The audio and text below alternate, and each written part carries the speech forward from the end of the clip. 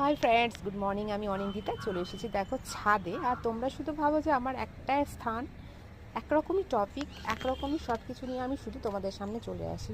কিন্তু কী করবো বলো, এখন তো আমি কোথাও যাচ্ছি না। আর আমার ছাদের মধ্যেই নানা ধরনের গাছ রয়েছে। হ্যাঁ, আমার স্থান একরকম হতে পারে, কিন্তু সাবজেক্ট তো ডিফারেন্স হয়, তাই না বলো তোমরা? আমি কি রোজ রোজ একই রকম জিনিস দেখাই?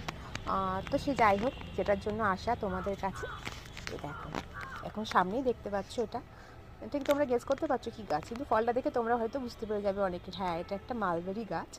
তো দেখো, মালবেরিতে না আমি ভাবতেই পারিনি যে এত ফল ধরবে। তোমরা দেখো, বুঝতে পারছো? এই দেখো, পুরো আমি তো গাছ দেখে অবাক হয়ে গেছি। পুরো ঝাঁকে ঝাঁকে মালবেরি।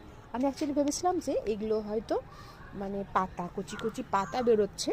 তো না, এগুলো কিন্তু প্রত্যেকটা মালবেরি। আর তোমরা যদি ভেবে থাকো না যে কেউ মালবেরি গাছ করতো, আমি তাকে বলি অবশ্যই করো, অবশ্যই করো।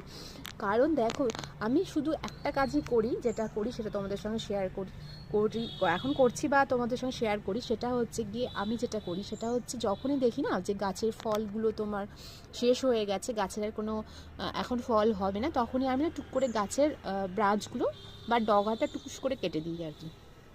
এতে কি হয় বলো তো, যে গাছে তোমার ফল আর আসবে না, তো ডালটা অনায়াস বাড়তে থাকবে।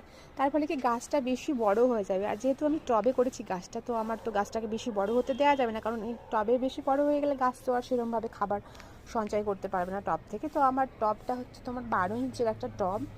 আর বিশেষ যত্ন কিছু না, যেটা করছি সেটাই বললাম তোমাকে, যে ওই ডালগুলো আমি কেটে দিই মাঝে মাঝে। আর সেই দেখো, সেই ডালগুলো থেকে এখন নতুন নতুন ব্রাঞ্চ গজিয়ে গিয়ে সেই ব্রাঞ্চের সঙ্গেই কিন্তু এত এত ফল ধরেছে।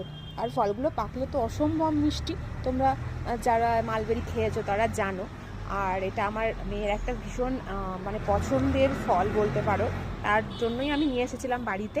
তো এই কাজটাই করি। আর যেহেতু এখন প্রায় সিজন, তো জাস্ট আমি কিছু করিনি। দেখো, টবের মাটিটা ভালো করে প্রথমে যেগুলো একটু আগাছা জন্মেছিল সেগুলোকে তুলে ফেলে ভালো করে ঘুষে নিয়ে এতে আমি জাস্ট একটু গোবর সার দিয়েছি। 1 বছরের পুরনো গোবর সার দিয়েছি, আর তাকে আবার ভালো করে ঘুষে দিয়ে, মানে মাটির সঙ্গে মিক্সড করে দিয়ে আবার জল দিয়ে দিয়েছিলাম। তো সেই দেখো গাছের কি চেহারা হয়েছে, পুরো সবুজ আর পুরো ফলে ভরে রয়েছে। কিন্তু একটাই কষ্ট কি জানো, এই ফলগুলো কিন্তু আমরা সবরা খেতে পাই না। মানে পেকে ওঠার আগেই পুরো পাখি বা কাঠবিড়ালি যাই হোক, দেখতে তো মায় না কি সে খেয়ে যায়, বাট ওই পেকে ওঠার আগে ওরা খেয়ে নেয়। তো এবার ভেবেছি, এত ফল ধরেছে না, তো এবার ভেবেছি এটাকে কিছু একটা প্রোটেক্ট করার জন্য নেট দিয়ে বা মশারি টশারি দিয়ে ঢেকে রাখবো, যেন ফলগুলো ওরা না খেয়ে যেতে পারে। সে খাক, কিন্তু সবে যদি খেয়ে নেয় তাহলে তো বাড়ির জন্য কি থাকবে। তো এই হচ্ছে ব্যাপার, তোমরা করলে করতে